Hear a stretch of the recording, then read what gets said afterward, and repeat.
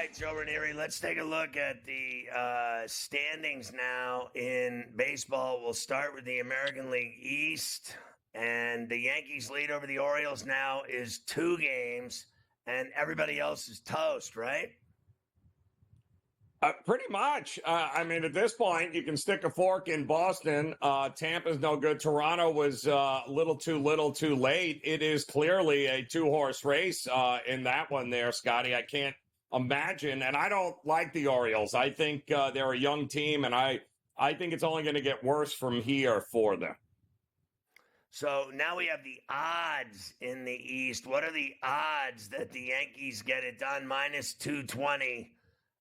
It's inevitable, isn't it, that they're going to get it done? If this guy, Judge, and Soto are in the lineup and healthy, and I'll even say without Stanton. Stanton's now back from his annual 2-month vacation that he goes on, but he's hitting home runs too.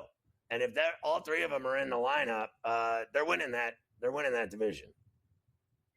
Without a doubt. And both guys, Scotty, ironically, right? Both of them aren't just home run. It's not like the Bash brothers. It's not like Canseco and McGuire, right? We're talking about dudes that can hit 300, 325, can hit doubles, can hit home runs.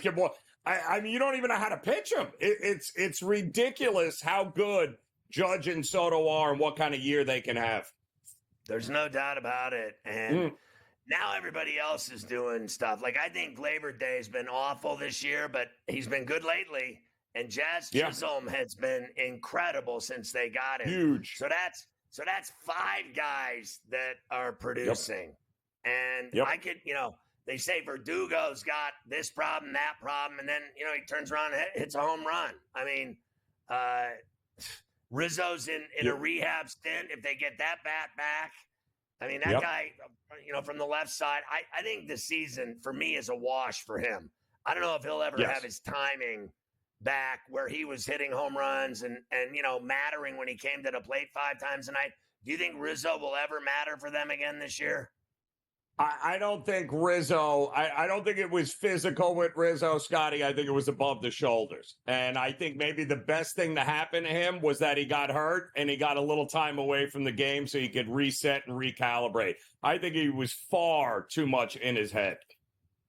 All right, let's go to the central standings and then the odds. So the standings right now, Cleveland, it's Nipsey Russell. It's down to 1 game on Kansas City, 2.5 on the Twins.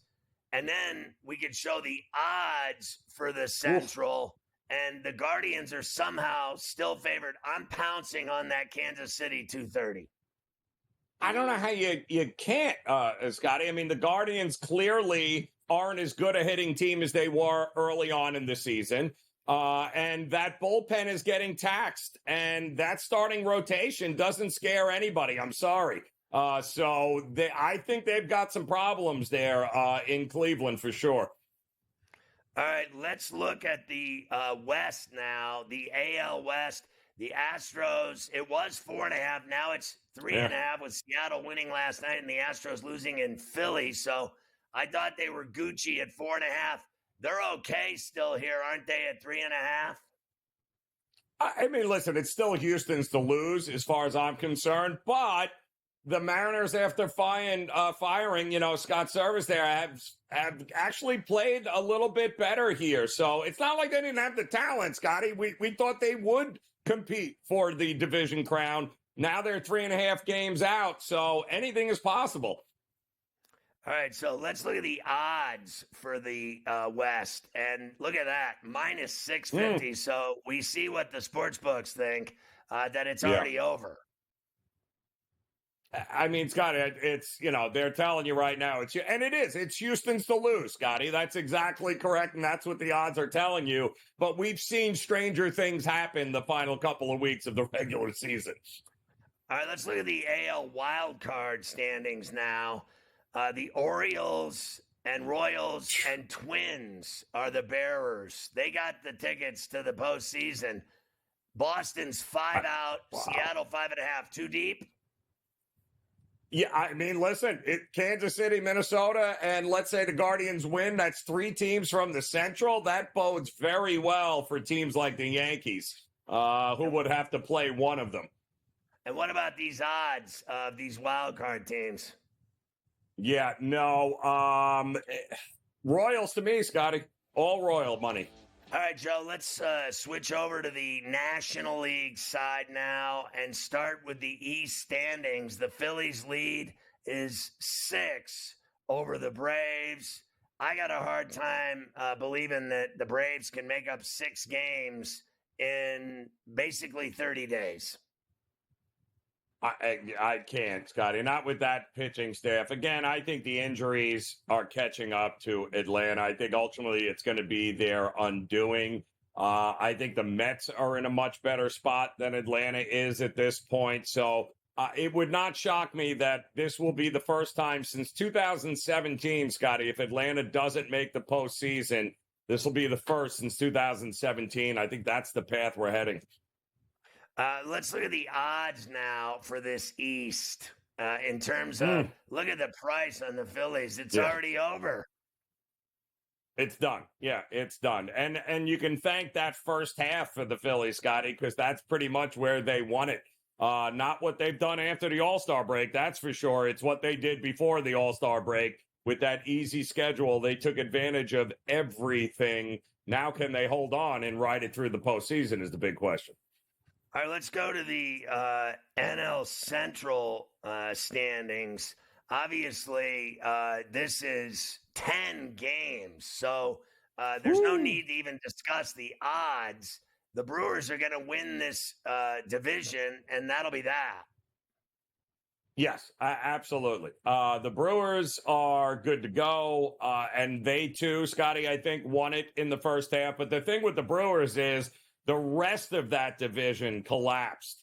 The Cardinals couldn't win a game the first 2 months of the season. The Cubs, everyone thought the Cubs were going to be the team to beat. They've been an absolute disaster. And everyone expected the Pirates to be better, but they weren't going to contend for the title of that division. It's the Brewers again. They took advantage, and they're playing great baseball.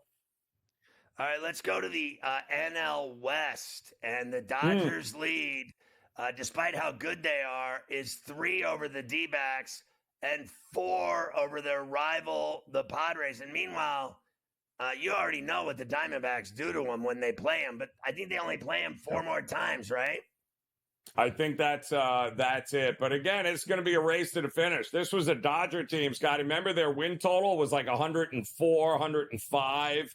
Everyone thought the Dodgers were going to just run away with this. They're not running away with anything. And, a lot of experience on this Diamondbacks team now, Scotty, having been there just a year ago. I wouldn't count them out at all. Let's see what the odds are to win the West. They have the Dodgers at minus 800. Yeah, that's a little aggressive. Can you see a situation in which the Diamondbacks overtake them down 3.5 games? I can. Might be worth a little sprinkle there, Scotty, at what, 10-1, 11-1? No problem with that. Both of those teams, I think, are worth some shekels. Yep. Absolutely. And especially the Padres, too, if they can get their act together, and they've got reinforcements coming. So, I think minus 800 is a little bit aggressive there to think that the Dodgers are just going to run away with the West. All right, let's look at the wild card standings now. It's the D-backs, Padres, and Braves. The Mets are not finished. Would you say the Giants and Cubs are?